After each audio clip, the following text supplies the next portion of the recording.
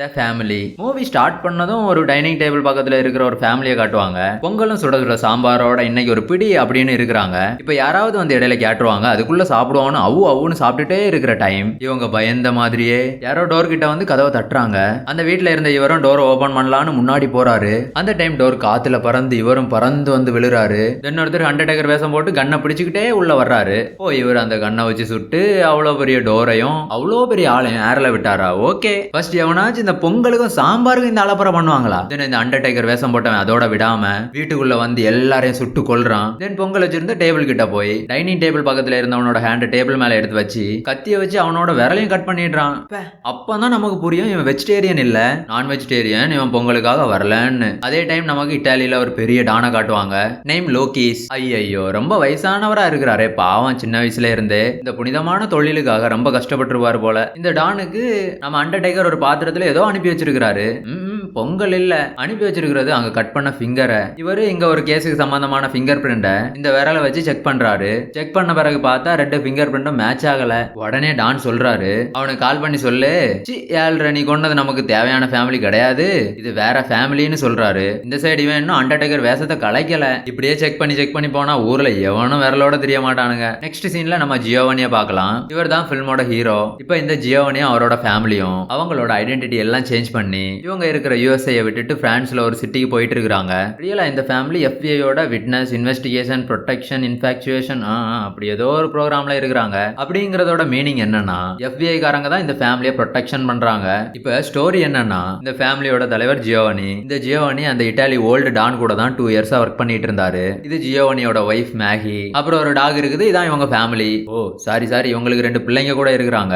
அவங்களோட name bell and Warren. இந்த family ரொம்ப நாளா ஒரே இடத்துல இருக்க கூடாது. அப்பப்போ பிளேஸ் அண்ட் ஐடென்டிட்டியா மாத்திக்கிட்டே இருக்கணும். ஏன்னா இந்த ஓல்டு டான் நம்ம ஜியோவனி ரொம்ப நல்லவருங்கிறதுனால ஒரு காலத்துல பணம் பேர் புகழ் எல்லாத்தையும் கொடுத்து தான் கூடவே வச்சுக்கிட்டு இருந்தாரு. அதே டைம் நம்ம ஓல்டு ஆகிட்டே போகுது. இவர் இந்த டான் ஜாபுக்கு அப்ளை பண்ணி மேரேஜ் பண்றது குழந்தை பத்துக்கிறது இந்த மாதிரி கான்செப்டே மறந்து போயிட்டாரு. மறந்ததெல்லாம் சடனா ஒரு நாள் ஞாபகம் வந்து எப்ப ஜியோவனி எல்லாம் நீயே பாத்துக்கோன்னு ஜியோவனி கிட்ட எல்லா பொறுப்பையும் கொடுத்துடுறாரு. பதில் நம்ம ஜியோவனி இவ்வளவு பொறுப்பெல்லாம் என்னால பாத்துக்க முடியாதுன்னு அந்த பொறுப்பை கொண்டு போய் கவர்மெண்ட் கிட்டையும் எஃபிஐ காரங்கள்கிட்டையும் கொடுத்துட்டாரு. ஏன்னா அவ்வளோ பெரிய கவர்மெண்ட் நடத்துறவங்க இந்த மாஃபியா ஜாப நடத்த மாட்டாங்களான்னு ரொம்ப யோசிச்சு கொடுத்துட்டாரு. தென் சாப்பாட்டுல உப்பு அதிகமான மாதிரி எஃபிஐக்கு பொறுப்பு அதிகமாகி நம்ம ஓல்டு டானை பிடிச்சி பல்லு சட்டை கலத்தி பருப்படுத்து லைஃப் லாங் ஜெயில போட்டுட்டாங்க. அப்ப இருந்து நம்ம ஓல்டுக்கு ஃபுல்லா ஜியோவனியோட ஞாபகம் தான். வியாபாரம் எப்படி போகுதுன்னு கேட்கலான்னு நினைக்கிறாரு நம்ம. இதான் ஸ்டோரி. சோ இந்த ஃபேமிலி இந்த டான் கிட்ட இருந்து தப்பிச்சு நைட்டோட நைட்டா பிரான்ஸ்ல ஒரு ஹவுஸ் வாங்கி ஷிஃப்ட் ஆயிட்டாங்க. தென் இப்ப இவங்க புது வீட்டுக்கு வந்தாச்சு. வீட்டுக்கு வந்து next time morning house warming எல்லாம் முடிச்சு ஜியோவனியோட பசங்க ஸ்கூலுக்கு போறாங்க. இவரோட ஒய்ஃப் ஊர் எப்படி இருக்குன்னு பார்க்க ஓலா புக் பண்ணி சுத்திட்டே இருக்குது. அது நினைச்ச மாதிரியே ஊர் ஃபுல்லா சுத்திடுச்சு. ஆனா வெறும் 5 நிமிஷத்துல எல்லாம் முடிஞ்சிட்டு. ஏண்டா அப்படின்னா அது ஒரு சின்ன ஊரு. தென் போர் ஆகி ஷாப்பிங் போகுது. அப்படி அது ஷாப்பிங் பண்ணிட்டு இருக்கிறப்போ அங்க இருக்கிற கொஞ்சம் பேர் இவங்கள பார்த்து ஏதோ முணுமுணுன்னு பேச தொடங்குறாங்க. ஏன்னா இவங்க இருக்கிற இடம் பிரான்ஸ், அது அமெரிக்கா. சோ அமெரிக்காக்காரங்க அப்படி இப்படின்னு எதெல்லாமோ தப்பா பேசுறாங்க. பிரெஞ்சு லாங்குவேஜ்ல தான், பட் இதுக்கு அந்த லாங்குவேஜும் தெரியும். இவங்க திட்டுன்னு திட்டிட்டே இருக்கிறாங்க. என்ன இருந்தாலும் சில டைம் நம்ம கூட இருக்கிறவங்கள விட மாஃபியா கேங்கே பெட்டர் தாங்க. ஏன்னா நார்மல் பீப்புளோட பேச்சு அந்த மாதிரி இருக்கும். சரி இவங்க பேச்செல்லாம் இதுக்கு புரிஞ்சிடுச்சு. பட் மேகி பதிலுக்கு எதுவுமே சொல்லாம அங்க இருந்து கெமிக்கல் எல்லாம் மிக்ஸ் பண்ணி ஒரு ஸ்டோர் ரூம்ல போட்டு கொளுத்தி அது வாங்கின திங்ஸுக்கு எல்லாம் பே பண்ணி நார்மலா வெளியே போகுது. வெளியே போனதும் ஷாப் மொத்தமா வெடிச்சிடுது. மாஃபியால வேலை பார்த்தது இதோட ஹஸ்பண்டா இல்ல இதுவா? தென் இந்த சைடு இவங்க பசங்க நியூ ஸ்கூல்ல எல்லாம் புதுசா பாத்துக்கிட்டே இருக்கிறாங்க. அப்புறம் அப்படியே கிளாஸுக்கும் போயிட்டாங்க. நம்ம ஆள் இப்போ கிளாஸ்ல இருக்கிற டைம் அந்த கிளாஸ்ல இருக்கிற அங்க பாருங்க எப்படி வந்திருக்கிறாங்கன்னு. இவங்க இங்க வந்து நம்ம ஆளை இரிட்டேட் பண்ணிட்டே இருக்கிறாங்க. ஃபாரின் மூவிஸ்னாலே குழந்தைங்க எல்லாம் இப்படியே தான் தெரியும். இவங்க இங்க வந்து நம்மால ரொம்ப தொந்தரவு பண்றாங்க. அதுக்கு வாரன் ஏதோ சின்னதா பதிலுக்கு சொல்றான். உடனே அவனை தூக்கிட்டு போய் வாஷ்ரூம்ல போட்டு ஒரே அடி. அப்புறம் லஞ்ச் டைம்ல பிரதர் அண்ட் சிஸ்டர் 2 பேரும் உட்காந்து பேசிட்டு இருக்காங்க. அப்போ தம்பி சொல்றான், என்ன அடிச்சவங்கள சும்மா விட மாட்டேன், ரிவெஞ்ச மட்டும் பாரு. அதோட உனக்கு ஒரு விஷயம் தெரியுமா, நான் ஆல்ரெடி ஸ்கூல்ல கொஞ்சம் பேரை செலக்ட் பண்ணிட்டேன். அவங்கள வச்சு புது கேங்க ரெடி பண்ணி தொங்க போட்ட ஷவர்மா மாதிரி அவனுங்களை காலி பண்ண போறேன் அப்படின்னு சொல்றான். இவன் படிப்பை விட்டுட்டு பேசாம அவங்களோட அப்பா வேலைக்கே போகலாம். தென் அன்னைக்கு கிளாஸ் எல்லாம் முடிச்சு ஜியோவனியோட பொண்ணு பெல்லக்கா நடந்து போயிட்டே இருக்குது. எப்படியும் இதோட கிளாஸ்லயும் சில ஏழ்றைங்க இருக்கதான் செய்யும். இல்லன்னா ஃபாரின்காரனுங்க மூவி எடுக்க மாட்டானுங்க. தென் சொன்ன மாதிரி ஒரு ஏழ்றைக்கு அக்கா கிட்ட வந்து நாங்க கார்ல கூட்டிட்டு போறோம்னு கூப்பிடுறானுங்க. அக்கா அதெல்லாம் அவாய்ட் பண்ணி கொஞ்சம் முன்னாடி நடந்து போயிட்டே இருக்குது. அப்புறம் சரி சின்ன பசங்க ஆசைப்படுறாங்க, நாமளும் சின்ன வயசு வேலையை ஸ்டார்ட் பண்ணுவோம்னு நினைச்சு கார்ல ஏறி வண்டி எடுடா அப்படின்னு சொல்லுது. தென் கார்ல ஏறியாச்சு. அவனை பாருங்க, நாம எல்லார் கேங்லயும் இருக்கிற ஒரு ஃப்ரெண்டு மாதிரி. தென் இங்க இதை வீட்டுக்கு கூட்டிட்டு போகாம எங்கேயோ ஒரு பிளேஸ்ல பார்ட்டி செலிப்ரேஷன்ல இறங்கிட்டானுங்க. அந்த டைம் அதுல ஒருத்தன் இந்த பெல்லு மேல கைய வைக்கிறான். பெல்லும் பதிலுக்கு ஓகேன்னு சொல்லி பக்கத்துல இருந்த ஒரு டென்னிஸ் பேட் எடுத்து அவனை அடின்னு பொழக்குது. எனக்கு என்னமோ அந்த ஜியோனி ஒர்க் போற டைம்ல அவரோட ஃபேமிலியும் கூட்டிட்டு போவாருன்னு நினைக்கிறேன். அந்த ஓல்டு டானு கூட இவ்வளோ சீன் இல்ல, அவனை விட இவங்களே கொடுறோம். தென் இந்த பெல்லு அவனுங்களுக்கு பொண்ணுங்க கிட்ட எப்படி பேசணும்னு ஒரு கிளாஸ் எடுத்து முடிஞ்சு ஓவர் பாய்னு சொல்லி கிளம்பிடுச்சு. இன்னொரு சைடு நம்ம ஜியோனி வீட்டுல இருந்து ரொம்ப போர். பாக்கி எல்லாரும் பிளாஸ்ட் ஃபைட்னு அவங்க ஓல்டு லைஃப் மெமரிஸோட ஹாப்பி. தென் நம்மளால வீட்டுல இருந்து போர் ஆகி வெளியே வந்து சிகரெட் பிடிச்சிட்டு நிக்கிறாரு. இவர் நம்ம முகேஷ் செத்த பரம் திருந்தல. அப்பதான் நம்மளுக்கு புரியுது FBI காரங்க அவங்க ஃபேமிலியை ப்ரொடெக்ஷன் கொடுக்கறதோட இவங்க என்னென்ன பண்றாங்க அப்படிங்கறத நோட் பண்ணிக்கிட்டு இருக்காங்க. அதுக்காக இவங்களோட ஆப்போசிட் வீட்டுல உட்காந்து இவங்க வீடை பார்த்து ஒரு கண்ணோட உட்கார்ந்து இருக்காங்க. தென் நம்மளால வீட்டுக்குள்ள போய் வீடை ஃபுல்லா குலுக்கி உடஞ்ச சாதனத்தை எல்லாத்தையும் தூக்கி வெளியே போடுறாரு. அப்பதான் நம்ம ஆளுக்கு ஒரு டைப் ரைட்டர் கிடைக்குது. அதை எடுத்து அவரோட ஓல்டு லைஃப ஃபுல்லா ஒரு பேப்பர்ல டைப்பிங் பண்றாரு. தென் நெக்ஸ்ட் இவர் வீட்டுக்கு வெளியே நிக்கிற டைம் பக்கத்து வீட்டு தாத்தா எப்பா எப்படி புது ஊரு என்ன வேலை பாக்குறீங்கன்னு கேக்குறாரு.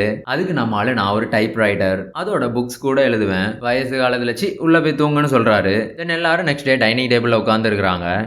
பொங்கலும் சாம்பாரும் சாப்பிடுற ஃபேமிலி இது கிடையாது. இவனுக்கு பண்ற வேலையெல்லாம் பார்த்தா டெய்லி ஒரு ஆடோட தான் முடியும். அதே மாதிரி மட்டன் பிரியாணியும் ஆட்டுக்கால் பாயாவும் சுட சுட சாப்பிட்டுட்டு இருக்கிற டைம் FBIயோட ஹெட் அங்க வராரு. ஹெட் அங்க வந்து ஜியோனி கிட்ட சொல்றாரு, உன்னோட ஆப்போசிட் வீட்லயும் நாங்க தான் இருக்கிறோம், ரொம்ப எல்லாம் ஓவரா யோசிக்காத, உனக்காக அந்த வீடு இல்ல FBI ஆபீசர்ஸ்க்கு, அதோட உனக்கு ஏதாவது ஹெல்ப் வேணும்னா அவங்க கிட்ட கேளு அப்படின்னு சொல்றாரு. தென் இந்த ஹெட் கிளம்ப முன்னாடி பக்கத்துல மனுஷங்க எல்லாம் இருக்கிறாங்க. எல்லாம் புள்ள போச்சுங்க, அவனுக்கு சைடே போயிடாதடா எப்பா அப்படின்னு சொல்றாரு. ஏன்னா நம்ம ஜியோனி பாக்குற அளவுக்கு எல்லாம் பாவம் இல்ல.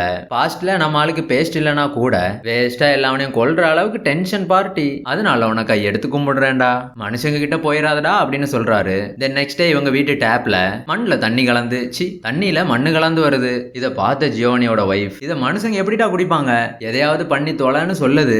உடனே நம்ம ஜியோனி பிளம்பருக்கு கால் பண்றாரு. இந்த பிளம்பரும் எங்க பிளம்பர் மாதிரி லேட் ஆகி வராரு. நம்மால ஆல்ரெடி டென்ஷன்ல இருக்கிறாரு. தென் பிளம்பர் ஃபுல்லா செக் பண்ணி ஃபுல்லா பைப் எல்லாம் மாத்தணும், அதுக்கு எக்ஸ்ட்ரா அமௌண்ட் ஆகும் சார்னு சொல்றாரு. இவனோட எக்ஸ்ட்ரா ஆக்ஷன் தாங்க முடியாத ஜியோனி பதிலுக்கு ஆக்ஷன்ல இறங்குறாரு. தென் ஒரு பேஸ்பால் பேட்டோட அப்புறம் என்ன பிளம்பருக்கு பாடியில பைப் கனெக்ஷன் கரெக்ஷன் எல்லாம் ஒரு ஹேமர் வச்சு பண்றாரு. தென் எல்லா கனெக்ஷனும் முடிஞ்சதும் பாவம் என்ன ஆச்சோன்னு ஃபாஸ்டா ஹாஸ்பிட்டல் தூக்கிட்டு போறாரு. ஹாஸ்பிட்டல்ல இவரை செக் பண்ண டாக்டர் ஒரே ஷாக், லைட்டா கீழே விழுந்துட்டாருன்னு சொல்லி அட்மிட்.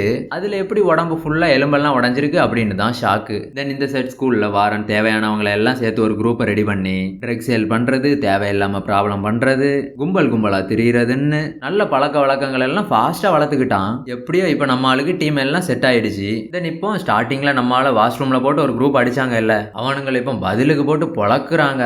இந்த சைடு இந்த பெல்லு கிளாஸ் பெல்லுக்கு முன்னாடி ஒரு பொண்ணை போட்டு பாத்ரூம்ல அடிக்குது.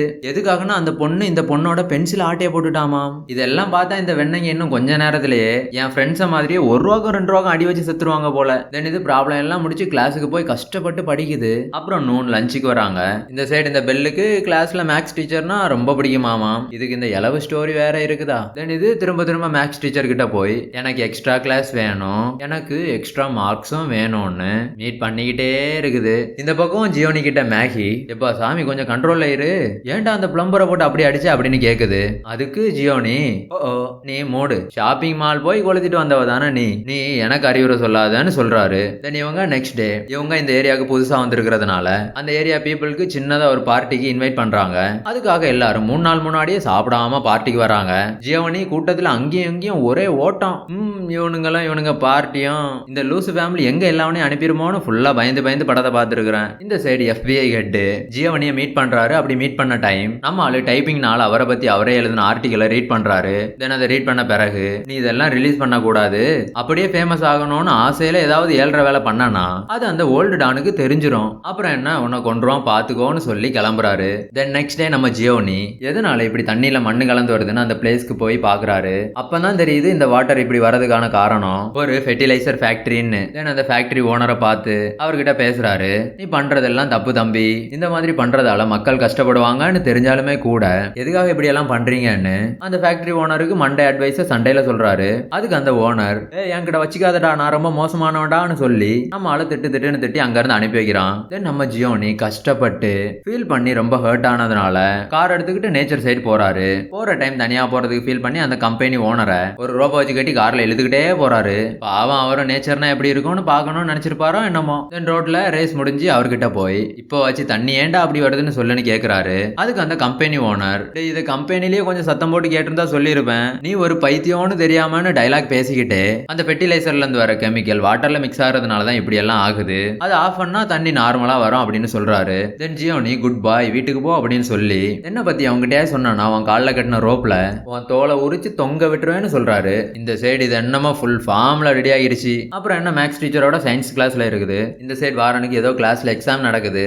ஏதோனா லிட்டரேச்சர் எக்ஸாம். அதுல ஏதாவது கவிதை எழுதணும். எழுதுனதை நம்ம ஆளுக்கு படிக்கவே வராது. இதுல எங்க போய் எழுதுறது? சரி ஃபெயில் ஆயிடக்கூடாதுன்னு நினைச்சு என்னமோ ஒரு கோட் அதுல எழுதுறான். அது என்ன கோட்னா, சின்ன ஏஜ்ல இருந்த இவங்க ஃபேமிலியோட அந்த ஓல்டு டான் இருந்ததுனால அப்பப்ப அந்த ஓல்டு டான் சொல்ற கோட் இவனுக்கு ஞாபகம் வந்து அதை இப்ப எழுதிட்டான். அந்த கோட்டும் ரொம்ப இன்டென்ஸா இருக்கும். இப்போ ஒரு ஷாக் மூவில இருக்கிறவங்களுக்கு இல்ல, நமக்கு இது எங்கேயோ பார்த்த மாதிரி இருக்கும். நம்ம ஆள் எழுதின கோட் எல்லாருக்கும் ரொம்ப பிடிச்சு போய் லாஸ்டா நியூஸ் பேப்பர்ல போடுற அளவுக்கு போயிடுச்சு. பிரிண்டா போட்டு ஃபர்ஸ்ட் பேப்பர்ல வருது. ரொம்ப நல்ல சேல் ஆகுது. இவங்களுக்கு தெரியாம அந்த கோட் ரொம்ப ஃபேமஸ் ஆகி வேற கண்ட்ரிஸ் வரையும் பிரிண்ட் போட ஸ்டார்ட் பண்றாங்க. இந்த டைம் ஒரு ஷாப்ல ஒருத்தர் ஒரு பாட்டில அந்த பேப்பரை வச்சு சுத்தி நம்ம ஓல்டு டான் கிட்ட கொடுக்குறாங்க. இப்படியே பேப்பர் போய் போய் லாஸ்டா நம்ம ஓல்டு டான் கிட்டே வந்துடுச்சு. இந்த கோட்டை பார்த்ததுமே நம்ம ஆளுக்கு புரிஞ்சு போச்சு. உடனே இவங்க சொந்தக்காரங்களை எல்லாம் பிரான்ஸுக்கு அனுப்பி வச்சு அந்த ஸ்கூலை கண்டுபிடிங்க அப்படின்னு சொல்றாரு. சரி இந்த சீன் எல்லாம் எங்கேயோ ஏதோ பார்த்த மாதிரி இருக்கா ஒரு இந்தியன் பிலிம்ல. தென் முன்னாடி ஒரு பார்ட்டி நடந்துல ஜியோவனி வீட்டுல. அதுல வந்த ஒருத்தர் ஜியோவனியை இப்ப வேற ஒரு பார்ட்டிக்கு இன்வைட் பண்றாரு. நம்ம ஜியோவனியும் உடனே சரி நான் வர்றேன் அப்படின்னு சொல்றாரு. அதுக்கு அந்த FBI ஹெட் டேய் வெண்ண ஏன்டா இப்படி பண்ண, எனக்கு என்னமோ எல்லாரும் எப்போன்னு இருக்குது, நீ என்னன்னா ரொம்ப ஓவரா பண்ணிட்டு இருக்க அப்படின்னு சொல்றாரு. நம்ம ஆளு உடனே சரி நான் மட்டும் போகல நீயும் வா அப்படின்னு கூப்பிடுறாரு. தென் இந்த குட்டி பையன் வாரன் ட்ரக்ஸ் வித்தது அடிதடி பண்ணது எல்லாம் ஸ்கூலுக்கு தெரிஞ்சிருச்சு.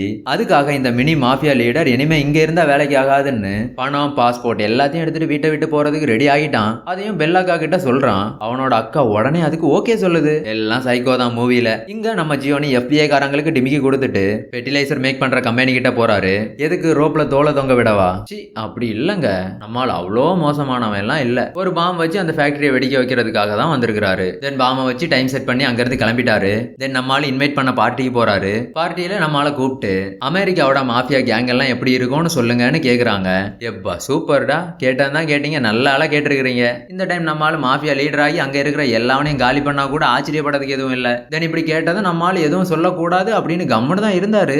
பட் அதுக்கு அவருக்குள்ள இருக்கிற ஏதோ ஒண்ணு நான் இருக்கேன் நான் வர்றேன்னு லுங்கி கட்டிக்கிட்டு வெளியே வருது. தென் அவரோட லைஃப் ஸ்டோரி ஃபுல்லா வேற யாரோட ஸ்டோரி மாதிரி சொல்றாரு. இதை கேட்டு அங்க இருந்த எல்லாரும் ஒரே கிளாப்ஸ். இந்த நியூஸ் தெரிஞ்சதும் அந்த FBI ஹெட் ஓகே எல்லாம் பேக் பண்ணுங்க. பொறுப்பா இருந்த ஜியோவனி பருப்பு மாதிரி ஊர் ஃபுல்லா ஸ்டோரி எல்லாம் சொல்லிட்டான். எப்படியும் இந்த விஷயம் அந்த டான் வர போயிரும், அதனால இங்க இருந்து போயே ஆகணும் அப்படின்னு அந்த FBI ஆபீசர்ஸ் கிட்ட சொல்றாரு. ஆமா கரெக்ட் தான், ஆல்ரெடி அந்த ஓல்டு டான் நியூஸ் பேப்பரை வச்சு கண்டுபிடிச்சிட்டான். இது இடையில நம்ம ஒண்ணு மறந்துட்டோம், ஃபெர்டிலைசர் ஃபேக்டரிக்கு பாம் வச்சாரே வெடிக்கலையான்னு. அதுல செட் பண்ண டைம் இப்பதான் பாம் மொத்தமா பிளாஸ்ட் ஆகிடுச்சு. இது யாரு பண்ணது அப்படிங்கிறது யாருக்கும் தெரியாது. இந்த செட் கொஞ்சம் மாஃபியா கேங் ஒரு ட்ரெயின்ல வந்து இறங்குறாங்க. இங்க நம்ம வாரன் வீட்டை விட்டு போகிறதுக்காக வந்து இருக்கிற ஸ்டேஷன்ல தான் இவங்களும் வர்றாங்க. இவனுக்கு அவங்கள பார்த்ததும் புரிஞ்சு போச்சு இவங்க நம்ம ஃபேமிலியை தான் தேடி வராங்கன்னு. தென் அந்த மாஃபியா கேங் ஃபர்ஸ்ட் போலீஸ் ஸ்டேஷனுக்கு போறாங்க.